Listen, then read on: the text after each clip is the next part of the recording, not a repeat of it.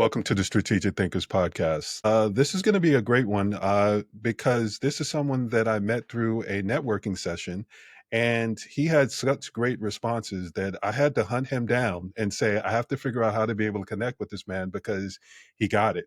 And what I love is when I can find someone that gets it and knows how to articulate it in a way that is not something just that I understand because we've both been in the industry for a while, but for people that may not have that industry understanding, but they can understand and relate to the ways that he's explaining things, the analogies, and just the path that he's taken. So I'm looking forward to this one. And here's the promise. In this episode, you'll discover how to move from overwhelmed paralysis to sustainable execution, not through more strategy, but through strategic relief that creates natural momentum. So today's guest discovered something counterintuitive. Most business owners don't need more strategy. They need relief from overwhelm so that they can actually execute what they already know.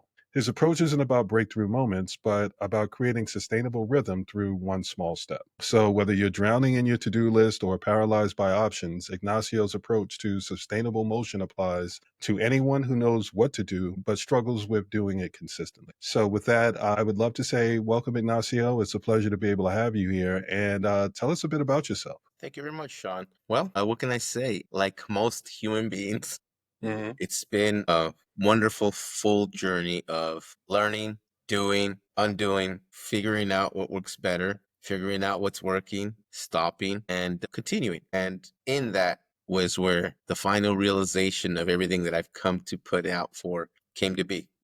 Why am I struggling so hard? How Hmm. can I make this easier? How can I make this better?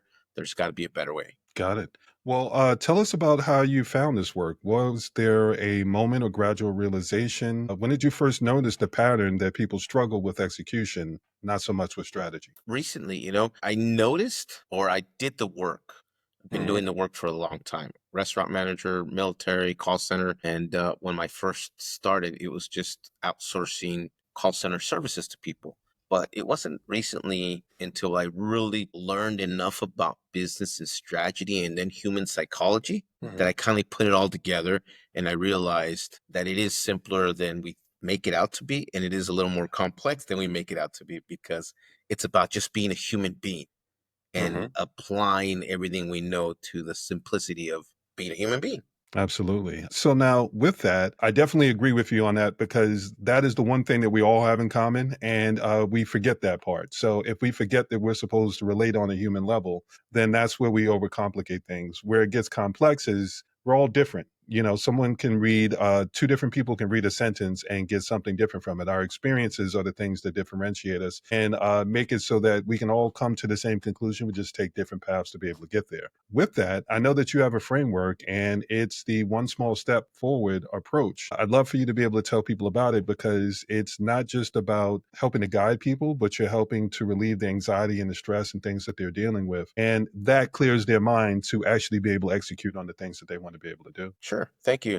Like you said, Sean, we all have different experiences and different interpretations of different experiences. So if we Mhm. say three or five different sentences together, everybody might read it separately and different. Yet at the bottom underlying aspect of that is we all go through that same process of inputting it, integrating it, applying it, and then seeing something. So it is a simpler human function. And we forget that that simplicity is that good and that easy. And, I remember when we first started talking, I took you back to one small step Yes. and the beauty of one small step and why it works so well. And it is simple. Every human being at some point, not every human being, there are some people that didn't walk, but Mhm. most of us, 99.9% of us, started walking at some point in our lives. Most of us don't remember that experience. Our body did.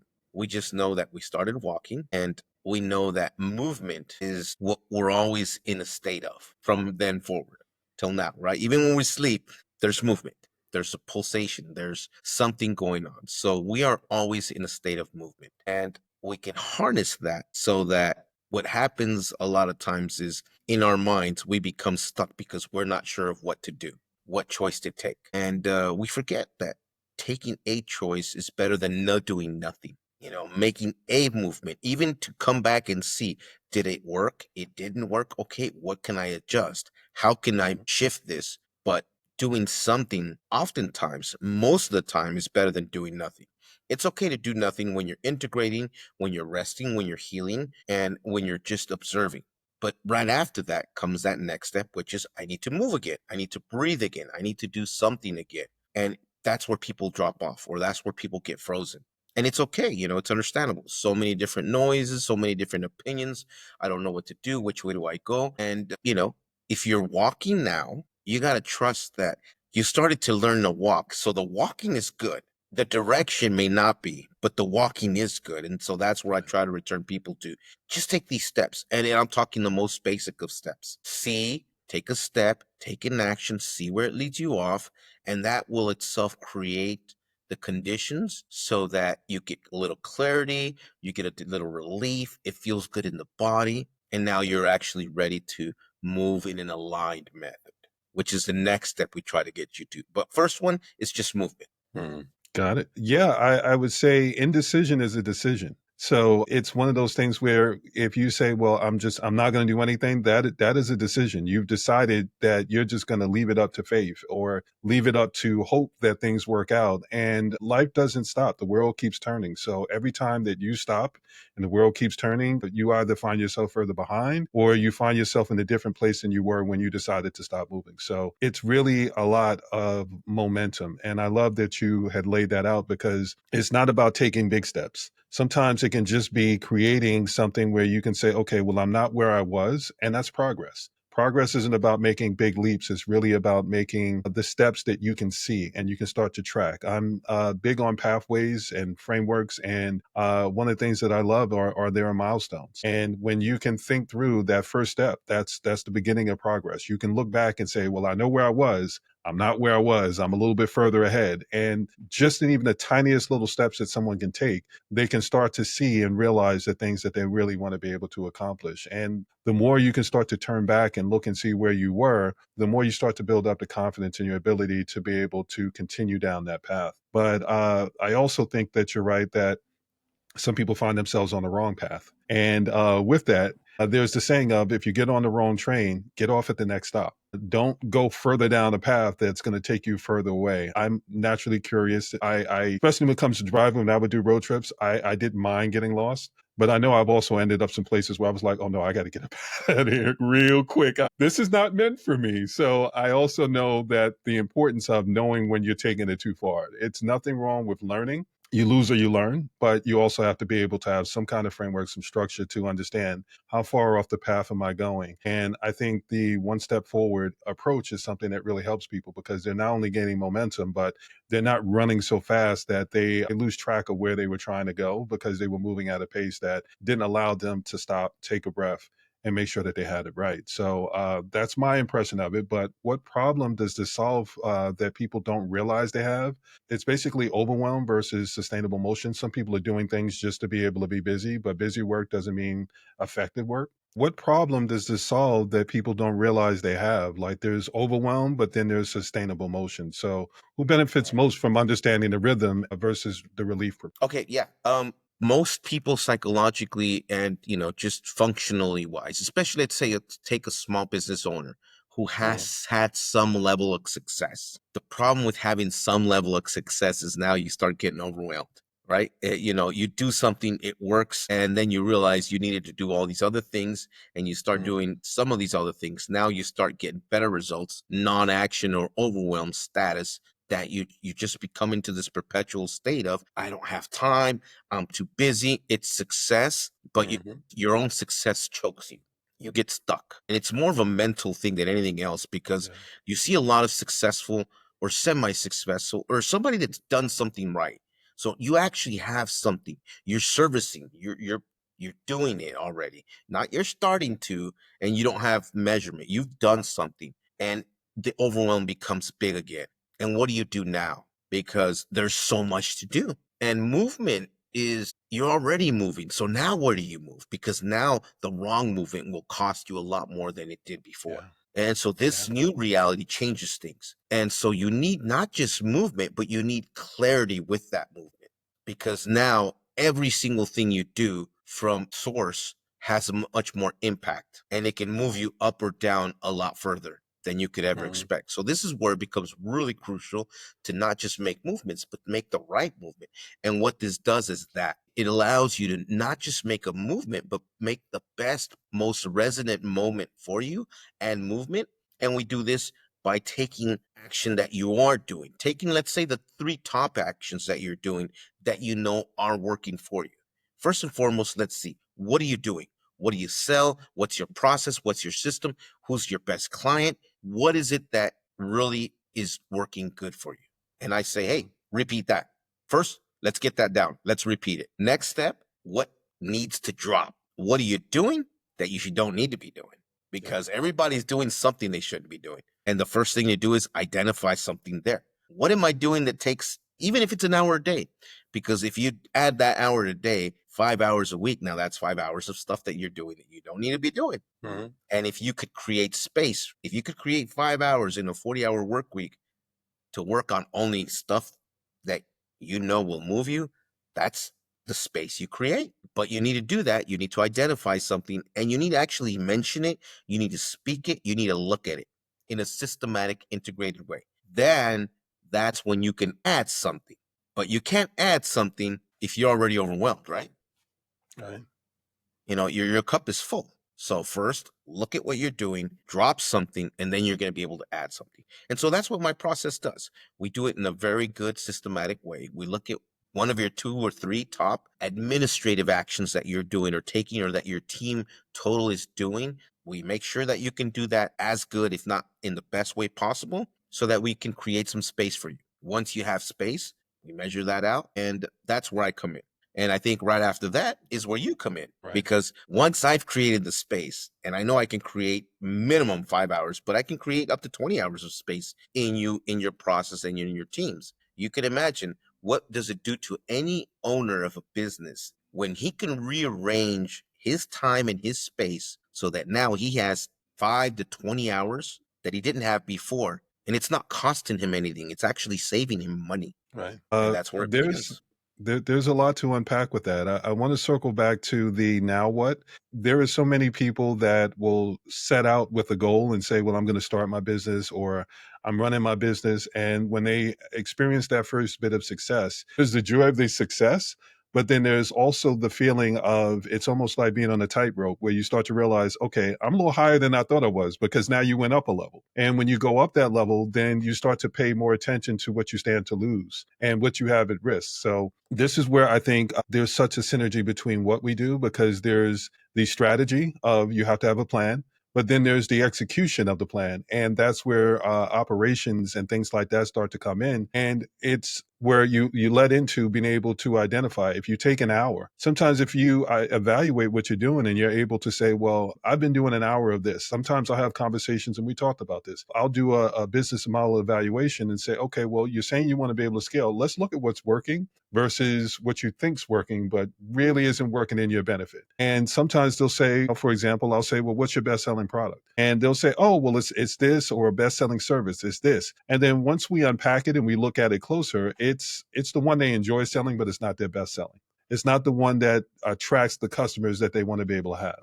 You have to be able to stop and evaluate what you're doing, making sure that every effort that you're making is going towards the goal, or your definition of success. Because if you're not, then it's a push pull. You could be trying to go in this direction, but it's pulling you in a different direction. And we may not see it, but when we're talking about other people are able to see it and go, well, I feel like you know what you're doing, but you just finished saying this, but you're also doing this. So I think it's really important, where what you're saying and what you laid out is, stop. Take a minute. And that hour that you might have been wasting doing something that wasn't necessarily productive or getting you in the direction that you want to be able to go, you're actually gifting that hour back to them and allowing them to be able to evaluate and say, you know what? Yeah, that wasn't doing what I thought it was doing for me. but here's what I can do, not just learn from that, but I can take that hour and now apply that hour to something that is actually effective and that helps me be able to get that momentum. So it helps people avoid that fear of success that some people find themselves getting once they get to a certain point, because once you're out there, you're out there, and then you get up to a certain point and you start thinking about how much you have to risk. And once you start thinking about how much you have to lose, then you start paying attention to what you stand to gain.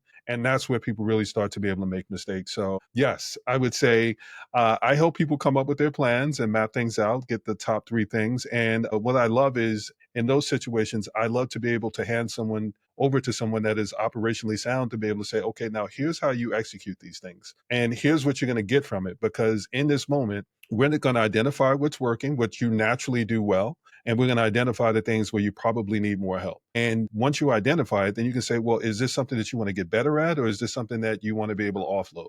Because if it's something that you want to be able to offload, that's where I think you're not only helping people identify it, you're helping them take things off their plate that aren't their gifts. I know there's certain things that when it comes to business, that's not my strong suit. And it's going to take me longer to be able to get that done. And knowing that, I would rather focus on the things that I do best and then bring somebody else in that does that other thing better than I do. So I don't have to focus on it and I don't have to worry about it. So I don't think it's just relief. I think it's something where you're helping people identify problems and then you're helping them find solutions on how to be able to address it. So I appreciated your explanation, but I also felt like you were being humble and selling yourself a little short.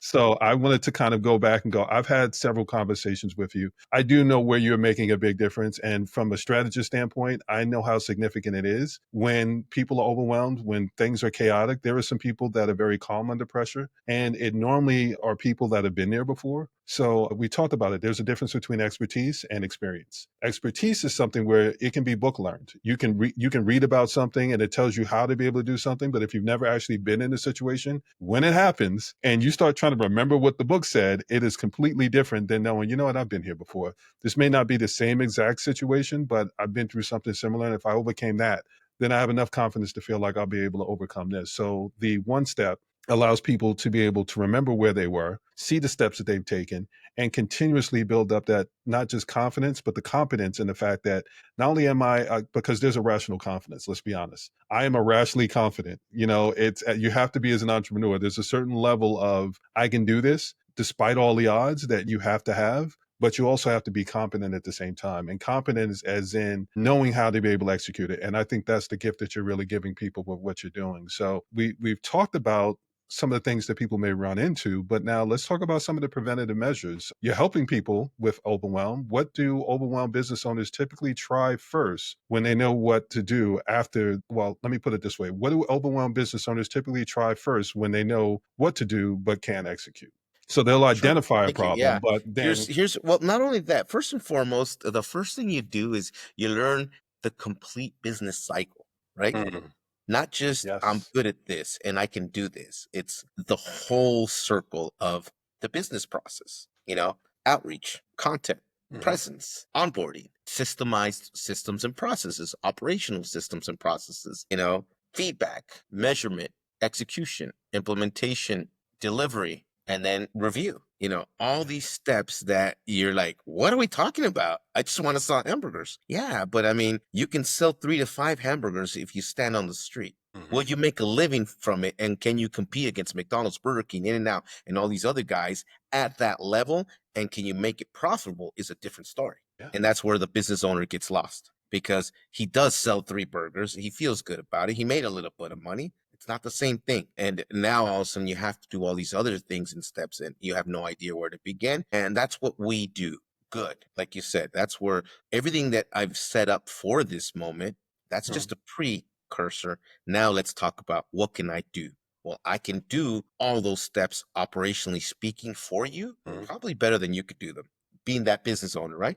Because we know marketing, you know what, it's very expensive, and sad to say a lot of people will come in and you say, hey, I want this to be done marketing, and there's a lot of firms out there that'll just take your money and give you exactly what you want, and that's very sad because I'm sure that Sean does it differently. Sean will come in and say, well, first let's see where you want it to spend, why in this way, and let's be sure that what you spend is best for you. Yeah, there's a So, difference between giving somebody what they wanted versus what they need. And correct. there are a lot of people out there that will give you what you want because there are people that come out and they hire people for validation, not for improvement. Right. Validate my idea, tell me that I'm right, as opposed to this is what you actually need based on what you told me that you want to be able to accomplish. I know the idea sounds good, but there's a difference between a business idea, a business model, and a business plan. People have great ideas, but if your business model and your business plan doesn't align with your ability to be able to accomplish that idea, you will sell 3 to 5 burgers, but you won't have a business. Yeah. And so that is what I feel and I sense that is like the key that we ourselves, my company does for people, helping identify, creating that space by, giving you something. We want to give you at least 2 to 3 hours back. And most business owners are doing things they're not supposed to be. Now we go into that strategy that you talk about always, that 80/20, right? Or 20/80. 20% of your time is spent on your most profitable things. 80% of the time is spent sustaining that. And that Mhm. 80%, you don't need to be doing. So, my idea, because learned this and I started doing this, was let's offload that because it is that simple of a something that needs to be done. Tasks, emails, phone calls, marketing, posting, presence, you name it. Whatever that it is that needs to get done, it doesn't need to be getting done by you. And that's the first thing that a business owner really learns, to start delegating and to start being the worker of the business so that you could start working on the business. As the saying goes, right? Don't work in it, work on it. And that transition for us business owners is hard. It really is. Letting go. Don't do. Yeah. Trust that it can be done. Probably better because that's Yeah. not what you're good at. Yeah, you're talking to someone with trust issues when it comes to things like that. So I am guilty of it. I am one of the first people to admit it. What you described is a difference between someone running a business and being a business owner. And I always like to stop and specifically highlight that point because we know how to explain it in such polite ways, but it really does come back to that. If you're running the business, then you're doing all of these things that are busy work, but in reality there are things that you can offload. There are things that if you gave it to someone else that does it better than you do, and that's what you're looking for, you're hiring the best person to be able to take care of that. That's going to free up your time. And let's be honest, when you first start your business, there are a lot of people in family wise that may be very supportive. We talked about the shelf life that comes along with something like that. There's a lot of promises that get made up front where you're like, oh, well, give me 6 months. I should be able to get the business up and running and all the rest of that. And then you get 4 or 5 months into it and realize, whoa, there's a lot more to this than I thought it was. So running a business is going to take a lot of hours. If you're able to free up 2 to 3 hours for someone, that's time that they can either spend on the business, focusing on things like sales, because most of the things that people are doing as busy work are things that aren't, it supports sales, but it doesn't generate sales. And then there's the other part of it of you may be giving someone 2 to 3 hours that they can go back to giving to their family. So instead of missing certain things and events and things that people are quietly holding against you, what you can actually do is be able to take that time and give it back to them so that you're still fulfilling that part of the life. Because a lot of people go into entrepreneurship and they move things from their to do list over to the people in their lives to do list and say, well, I'm going to be busy doing this. So I need you to pick up the slack and help me do that. If you're able to give someone 2 to 3 hours back, then you can at least do that check in. And that 2 to 3 hours, when I talk about shelf life, it's something where if someone says, yeah, we're good, we're good, you can go ahead and do that. 6 months goes by. That person said that 6 months ago. 6 months have gone by. Now they have a completely different perspective of, I said that before I knew that when you said you were going to ask me to do these things, I didn't know that you were going to add this to the list and this to the list and this to the list. You have to do the check in with the people in your life to make sure that they still have that same level of buy in. And that's what I mean by shelf life. If you're not doing that check in, then you could miss things. And you can go from having people that are truly supportive of you to having people that have a certain level of resentment and you're not even paying attention to it. And you're going, oh no, this is the champions. These are right behind me. And when you have those chaotic moments, they're not there to catch you because you weren't there to catch them during moments that they needed you. So I think there's such a significant thing that you're doing with giving people back their time because those 2 to 3 hours can be used in some really powerful, powerful ways. So yes, there's running the business, but then there's being smart enough to be a business owner and being able to say, you know what? I'm going to get smart enough to know how to hire someone that can take this stuff off my plate and trust that they'll do it so that I can focus on these other things that will either help me generate sales or help me keep the people in my life that I want to be able to have in my life. So I don't want to undersell that. I want to make sure that people understand the significance of what you're actually doing, because when people are overwhelmed and they're in chaotic situations, they can just get into survival mode. And survival mode is, I just got to do whatever I got to do to get through this moment so I can get to the next moment. But if you don't have a plan, a strategy, if you don't have a way to be able to pull yourself out of it, then you're running on a hamster wheel that you're never going to get anywhere. You're just always going to be going through those motions. And if you're doing that, then you don't know what's going on around you and you can miss a lot. So I think what you're doing is not just significant. I think you're gifting people things that they don't even know that they need until they lose it, and they're so busy worried about risking and what they stand to lose with the business that they're not paying attention to all the other things that they can lose in the process. So, one, thank you, because I get the importance of it, and I'm sure that the people that you're helping are being able to see that as well. Yes. No, thank you. Thank you for articulating like that, because that's it. It's easy to be said, one small step forward. I help you with overwhelm. What am I doing in the end? Helping people have balance in their life, having people have good human moments, good human lives. Business owners that stepped in have had some level of success, like I did, like you said, experience. Well, this is my story. It happened to me. I lived it. I had Mhm. success. I got to a level, 3 years ago where I was just semi-retired. I really did find the right formula. It went well. And then, you didn't know everything. You didn't implement everything. And all of a sudden you find yourself back at the starting point. And so you learn that, you take the lesson, and now you're better for it. And then it becomes experience, like you said. Mhm. And that's why I can speak from the experience side and not get overwhelmed and not feel knocked out when things happen, because I just pivot and I know how to navigate it a lot easier. And like you said, I have a team now. And Yeah. that's what we do. What we've developed is that execution aspect, and not just me, but me and my team. And so that's what we do. We come in, what can we take off your plate? We take it off your plate. We show you how easy and how simple it is for us to be able to do this as good as you, but without you having to invest that hour or 2 hours or 3 hours. And when you're ready, we'll walk you through how it works, how we've done it in a recent study of a person that will show you, and how it will affect and how it is affecting.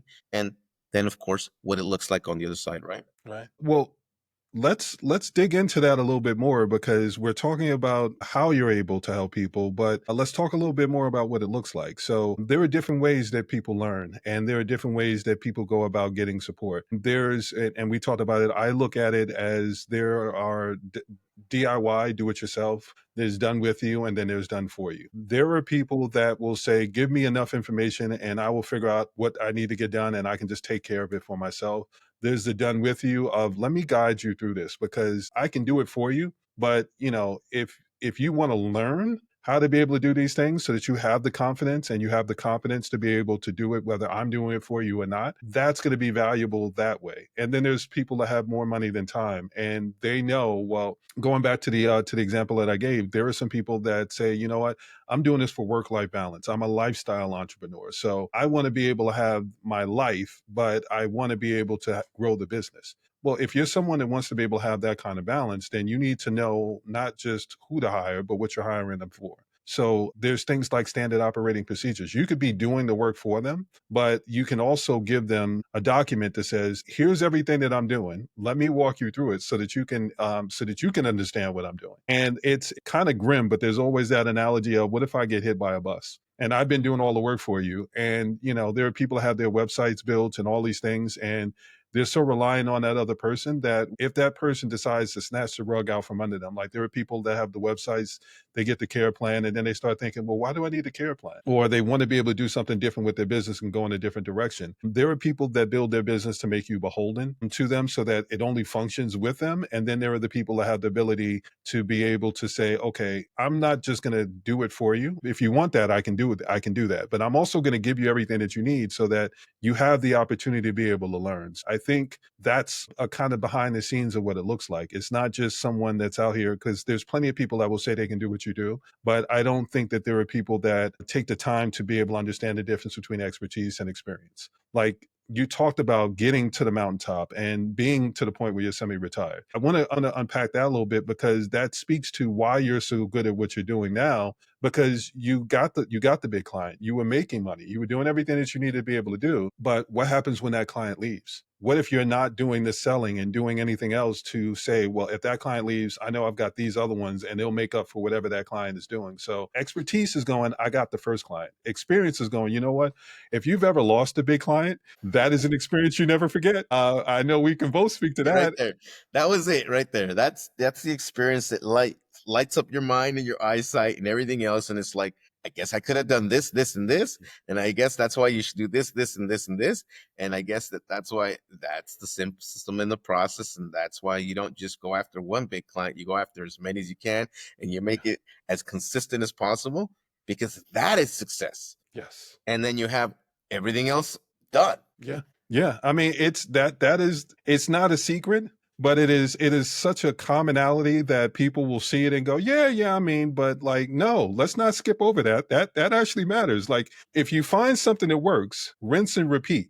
It's don't get that first client and go, well, I'm good. Like they're not going anywhere. You never know what's going on with someone. People have things that go on in their lives. And we've talked about it. Personal decisions affect professional decisions, and professional decisions affect personal decisions. Something can happen in their personal life that on the professional side, you're doing everything you're supposed to be doing. But on the personal side, something can happen that you have no clue about. You have no idea what's going on with them if you're not someone that has that kind of relationship with that person. And then you get blindsided.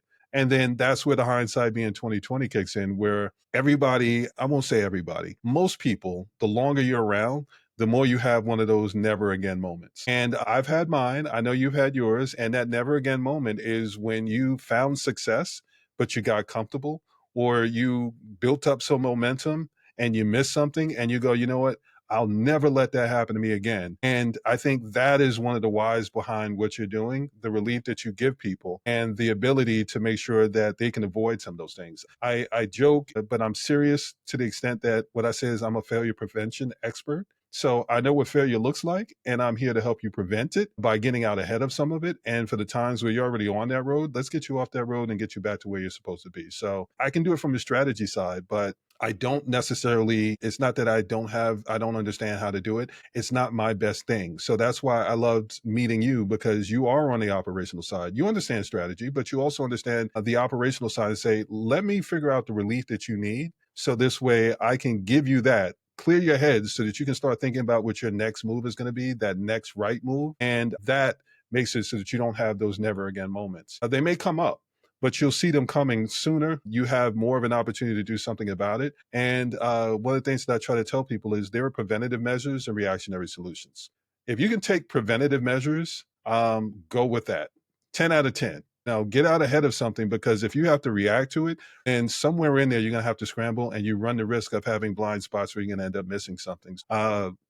You have what you were calling relief and rhythm, and I wanted to kind of go back to that, but I wanted to give the context of we both have been through something where we did really well for ourselves, and then we said, you know what, I got it, I'm good, I don't have to worry about it, and created a blind spot for ourselves. A relief and rhythm to me meant, I'm going to give you the relief, and then I'm going to give you the rhythm of saying, okay, well, now that you figured out what to be able to do, this is what rinse and repeat looks like. This is successful for you.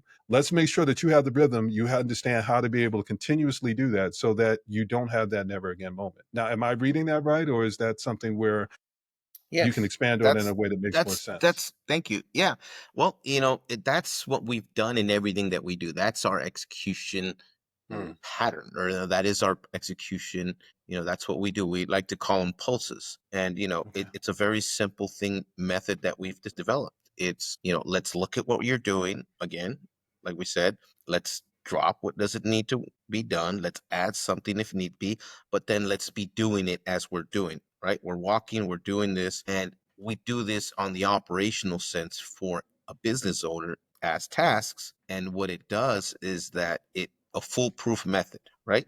It works. It helps the owner see, feel, and kind of like be able to reestablish or just establish a good rhythm to start. Hmm. And it goes back to my discovery or integration of being a human in a business process versus having a business process to fit as a human. Mhm. And I mean, that's my philosophy. My philosophy is, hey, let's build everything around the human being. And that's my simplicity that we keep referring to. Let's go back to just being a human being and let's work backwards from there.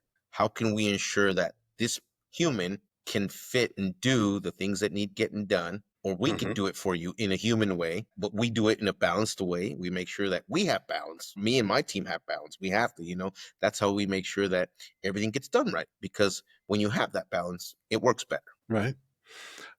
So yeah, no, I mean, it's something where you've not only figured it out for yourself, but you're also training people so that you've got the virtual assistants, you've got the support team where you're training them not just on how to be able to do something, but how to learn. So they're agile to the point where they're able to get insights and be able to go, okay, so here's how I'm supposed to apply it. And if they still feel like they need more, then you're able to step in and give them the additional training to make sure that they have it. Let's talk about what that looks like because we talked about foolproof. We have to make sure that we give someone an example. So I know you mentioned Ledger Flare. I'd love to hear a little bit more about that and how did removing three tasks basically change everything for them? Sure. Oh, thank you. Ledger Flare. I have a company, let's say a client. This is a client story that we have. I met this guy through a referral network. Mm, So we met, we talked. He mentioned in our process, he was like, look, you know, typical great successful guy. He's got 50 clients. He's got a bookkeeping business. The way he set it up is, he has his workers that are executing the servicing of the bookkeeping business, but everything is in his head. And he's telling me he realizes, look, you know what? I have my top guy. If my top guy, something happens to him, my business is gone. I have yeah, no business. He goes, yeah. how can I keep, what do I do? And I'm like, well, it's a great question. What do we do? I said, first step, let's get it out of your head. And Mhm, that's what we did. We spent 6 to 10 hours getting the stuff out of his head. And we built up everything that was already in his head. We did, like you said, all the standard operating procedures, his pricing, his process, end of month, end of quarter, end of year, log in systems. How do you actually ticket the items? Where do you go? What do you do? Every mm, single step mapped out, not just for him, but for the next person that comes in. Because again, training, right? Like you said, mhm, if I show you the wheel and the steps, it's going to be easier for you to see them, for you to remember them, and then for you to do them. And now that as an owner creates that space and time for me, right? It's not right. just doing it. It's how often do you need to be showing somebody how to do something over and over and over again? You don't. You do it once, twice, maybe three times, get it done, Mhm, get it solid, get it repeatable, and then let it go. And that's what we do. That's what I've been doing with my team. And it's set up that way now, and that's what we want to set up for anybody. Let's set up a system that will carry you. Let's set up your system outside of you, because for the mhm, most part, it's just here and it doesn't do anybody any good there, you know, like we keep talking about. So that's what we did. We set it up, we got it out of his head. In doing so, let's think, I did some math and he does about $200,000 a year in sales. Okay. For him spending these hours with us, now we have all of this stuff outside of his head. In mhm, doing it, even in doing it, we're pretty really good. We have some really good methods and systems of being able to help people out. And so we do it at a very reasonable rate. It's a standalone. We did it for him. He has it. Now he sees his company, he sees his process, he sees his system. And his next step is like, hey, guess what? I don't want to do any of this anymore. He's like, what would it take for you to start doing it for me? Now we went from do it yourself to do it with you. He took the steps, not me. He just said, hey, you know what? I don't need to be doing this. He's like, you know what? I'm chasing down clients. I'm calling up people. My people call me. Clients call me. I don't need to be talking to people. I have employees, things getting done. It doesn't need to be me anymore. mhm, This, he realized once he had everything out of his head and once he had it in a system, because that's what clarity, that's the first step we talked about, right? He got the clarity, he had space to really look and be like, dude, not only do I not need to be doing this anymore, is I can pay somebody to do it. It's going to save me time, and it does. So he's asked us to come in. We're now running it for him. We went mm, to it done with you. So now he's in a done with you modality. We're doing no, done with you. We're doing this with him. We'll give him a report. We're getting it done. Customer service, it's happening. And he's really happy because everything's getting done, but he doesn't have to do it. He gets a report once, twice a week, and he's happy. His clients are happy. Now he's going out there. He's talking to people, he's networking, and it's working. He's talking to more people. He's seen that potential business coming in. It's starting to walk in, and he's freed up time. He doesn't have to do all these things. And he just asked a Friday if he can move up to that next tier. So he's actually now ready for the done for you. He wants us to take over his billing. He wants to take over every aspect of this operational stuff that he used to be doing himself. That he's like, look, I just don't need to do it anymore. I see it. I see how it works. And now Ignacio and his team can come in. They're doing it. And here's what we found out. Basically, we're saving him about 20 to 25 hours a month. And I did the numbers. If you look at what he does and how he does it, he's doing about, we're saving him about anywhere from 1,600 to 2,600, and our cost is $700 to $1,000 a month. So the return on his investment on that is a 24.5 to 5.2 return on investment on what he's doing. This is just financial. Yeah. Okay. That's just the financial aspect. That's not even going into the peace of mind of him knowing that 20 hours of stuff that he needs done in his business is getting done so good and so well that not only did he like it, but he needed to increase it. He needed to offshore other things he doesn't want to do. And he knows that it's getting done to that level. The system is there. It's built. And, a while ago, he had mentioned he would like to eventually do franchising, that he eventually would like to, offer CFO. And it's only a matter of time where, I'm going to send him to you and be like, hey, Sean, this guy wants to talk franchising. It's not my expertise. So I'm not going to be like, no, I've taken you and I can walk what he needs getting done. But I know when it's just not my expertise. I could probably do something, but why would I do something? I'd rather send him to somebody that can actually help him literally take those steps faster and better than me. I'm already doing what I do.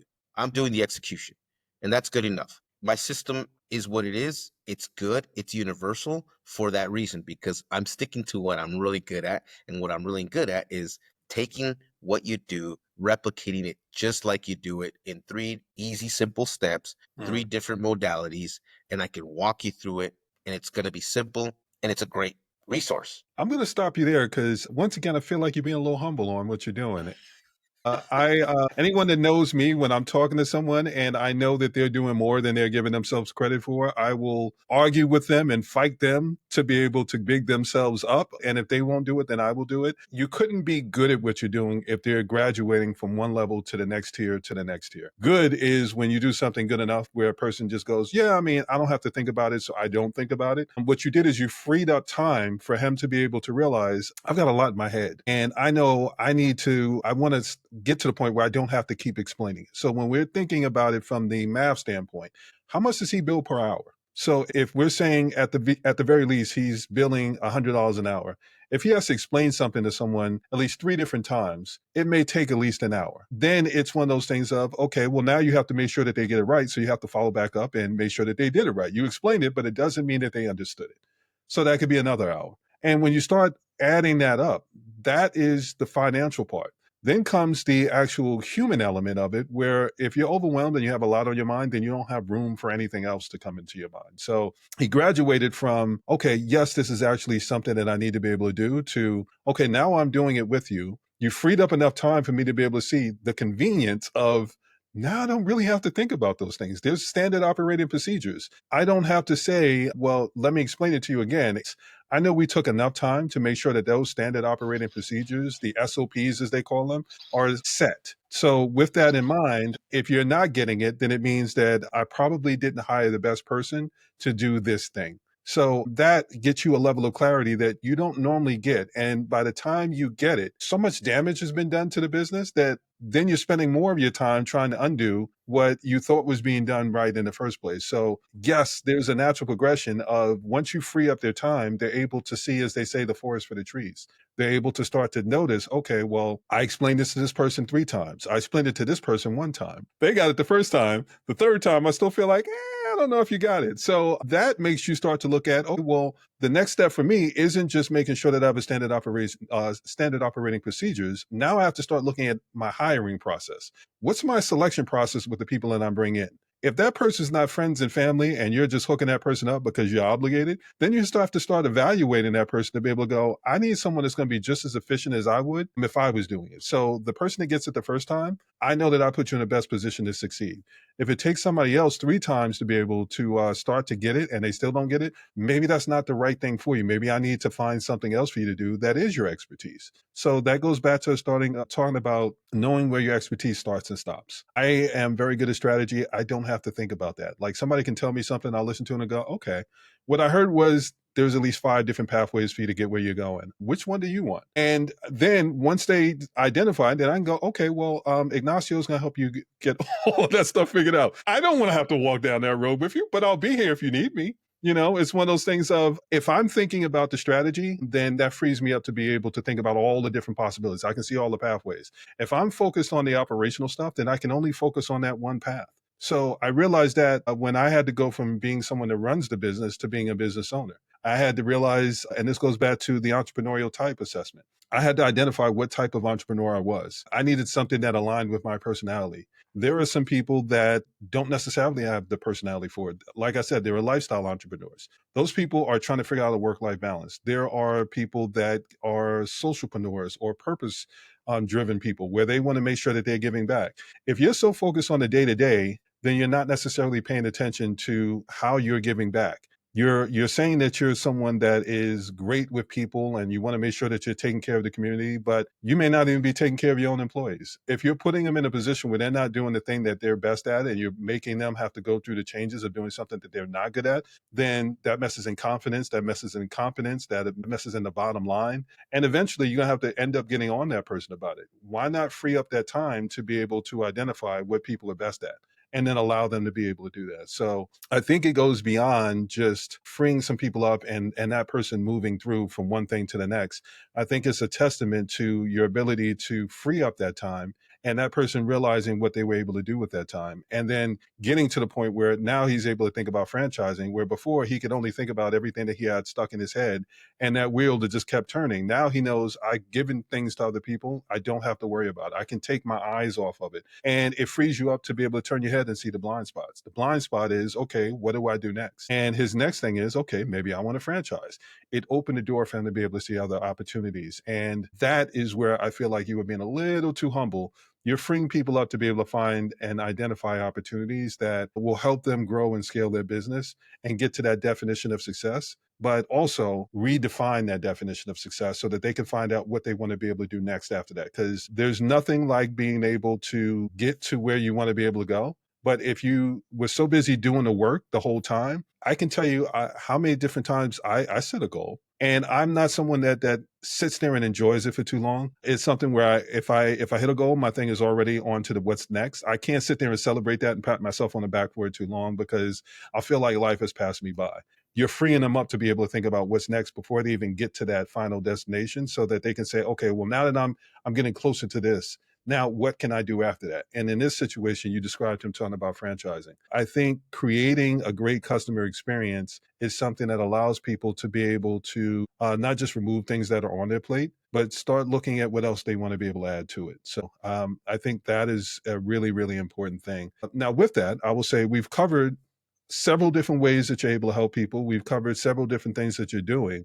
Now, let's bring it back to the audience and say, if they don't do anything else, what's one thing that they could do today that will help them overcome overwhelm and give them a level of relief that will allow them to start being able to see some of these other things that they may miss? Yeah, thank you. Two things they could do. One would be they could come to see us, visit us at the Growth Hub, which Mm, is the learning environment that all of this has okay. become what it is. You know, we started off wanting to learn together, me and my team, and we've Mm, done that. And not only that, but we've come up with a really good systemized way to access the knowing in our bodies that we do know, right? Let me just take that one step to clear everything up, and comes back, and those aha moments, right? yes. Aha I moments. love It's the aha moment when moments. you're like, I know this. It's beyond conceptual. It's the whole being of this is the truth that I can't ignore. I feel that. Hmm. I know this. Hmm. I know that when I do that, it feels it's not a hypothetical, right? It's not a I think it. It's not conceptual. It's my body knows that this is a true thing.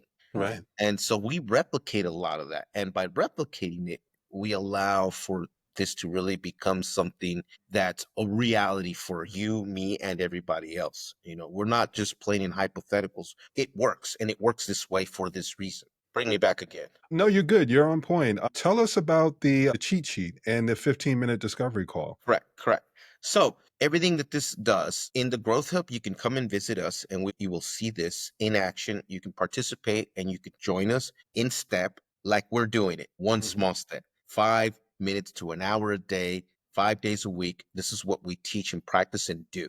Beyond that, what we've done is everything that I do and how I do it, I've like stripped it down to a simple business execution cheat sheet. Mhm. And it's a very simple thing. You sit down with this sheet, and if you sit down with this for an hour, I guarantee you, you will find 3 to 5 hours in your week saved. Love that. And Love that. that's just proof of concept, right? That is the hamburger that I'm giving away right now. Hmm.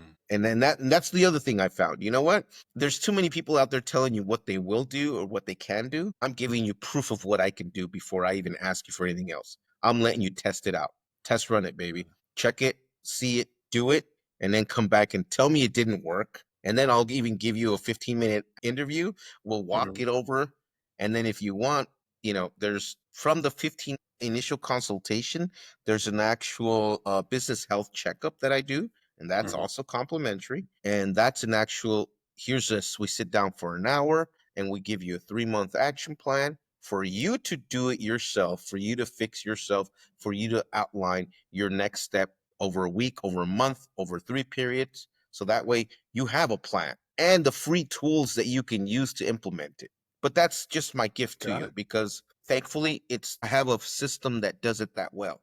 But you know what? Like you said, who wants to do it by yourself, right? Who wants to go online, go to Google, go to ChatGPT, and learn or think about what these steps are and how they could do it themselves? That takes some more time. You already don't have time. So Yeah, no, no, no. That makes sense. I will unpack it and explain it for those that heard it but weren't necessarily listening. One of the first steps that you can take if you don't do anything else, recognize that you need help. One of the things that you can do is you can start to identify how much time am I spending? Are you spending 40 hours a week? Okay, well, if it's 40 hours a week, what would it look like if you had 30 hours a week? What would you do with that 10? What would you do with that extra 5?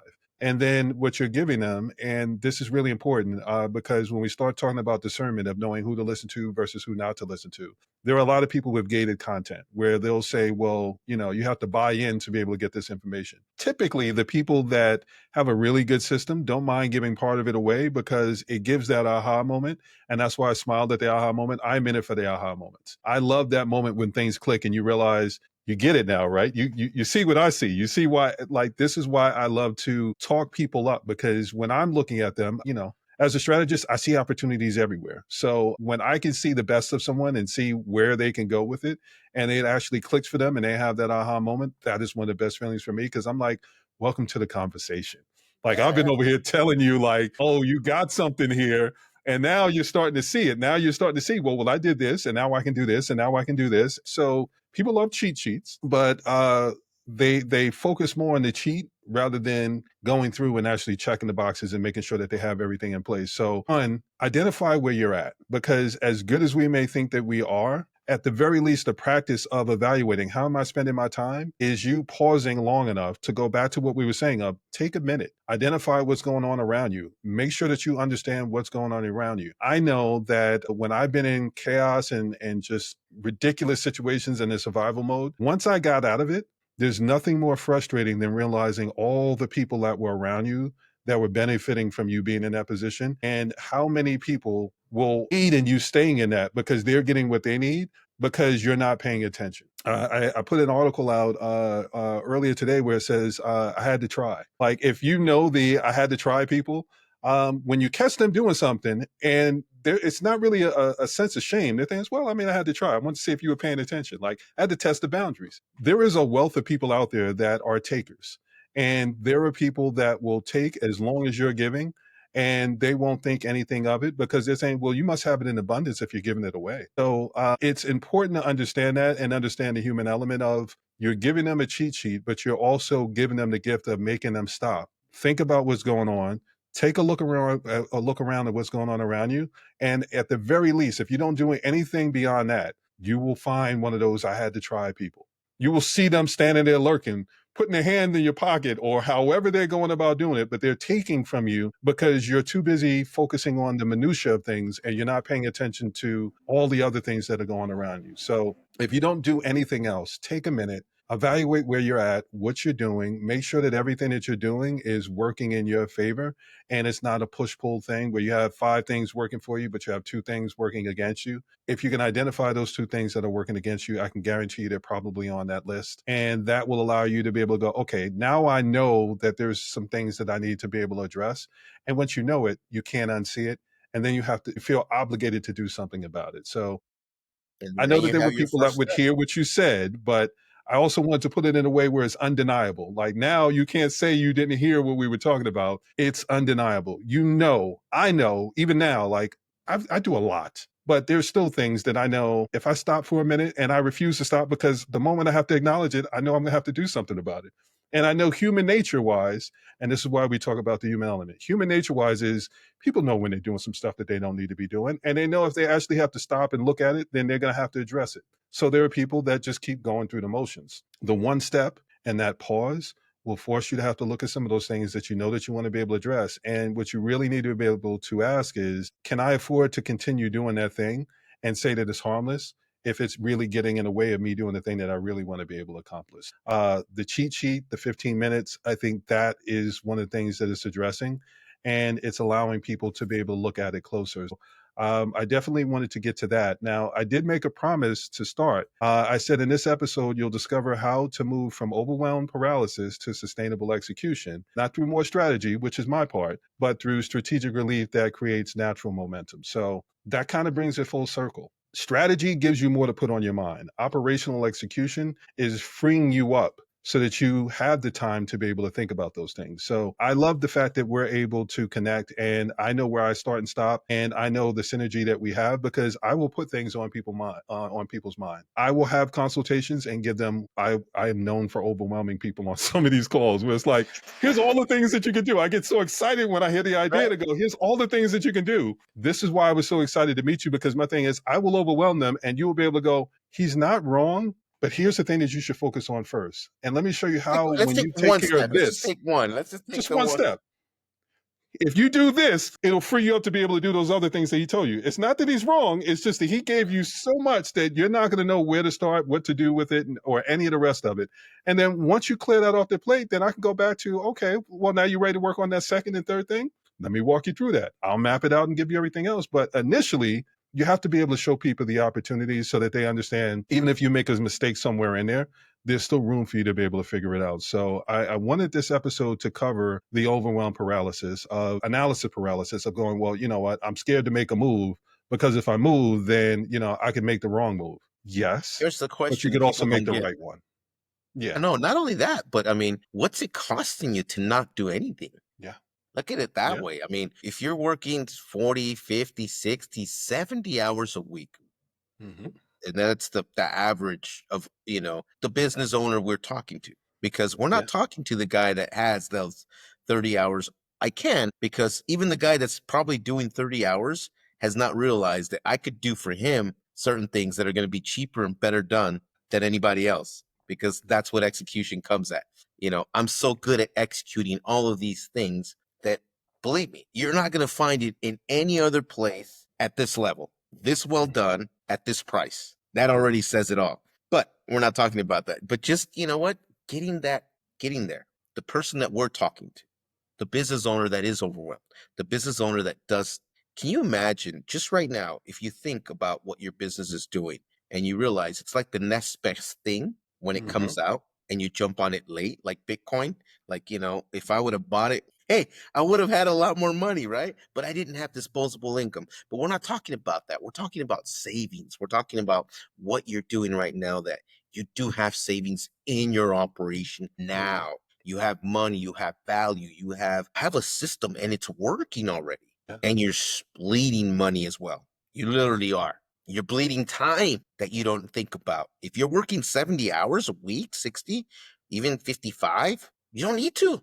You really don't. If you just think execution. If you look at it a little for a minute, and that's all it Mm. takes, start. Just look at it, because you're running in a system and in a way you don't need to. Take a deep breath, see it with clarity, and be like, wow, I could save, because that will start the chain reaction, right? If you save 5 hours this month, this quarter, believe me, it's going to give you that space and that idea and the ability to see, hey, if I saved, now once you see that, then you start to see the chain of, I could also save. I can Mhm. also see, it changes you, right? And it It helps you. does. And that's what we're about. We're about helping you take small steps to reclaiming yourself, your time, your worth, your humanity, because you are human.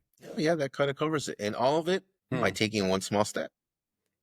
There it is. That's what I was looking for. Okay, so with that, I will say thank you so much for your time. We're going to continue to have these conversations. I know where I start and stop. I want to be able to set people up where I have these conversations. I overwhelm them with all the things that they can do with their business and then hand them to you. And then you walk them through. Yes, you absolutely can, but here's how you actually go about doing it. And then once they're done, come back over and then we can pick up on how to be able to execute those next steps and those next things that people want to be able to get done. And that's the momentum. That's where it's less start and stop. It's more the only time you're pushing the brakes is because you're scared you're going to make too much money and you're going to be too far ahead that you won't have time to be able to do all the other things that you want to be able to do.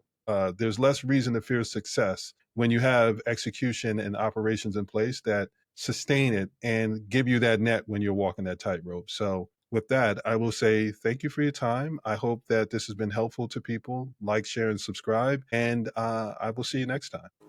Thank you for tuning in to the Strategic Thinkers Podcast. Remember, when you can make the inconvenient convenient, people are willing to pay you for the experience. The better the experience, the more they'll not only pay you, but help others pay you. Serving as brand champions. My name is Sean Atkinson, and I'm wishing you well on your journey to your definition of success. If you find this podcast interesting, helpful, worth the listen, like, share, and subscribe. Leave a positive review so people know to check it out, and I'll see you next time.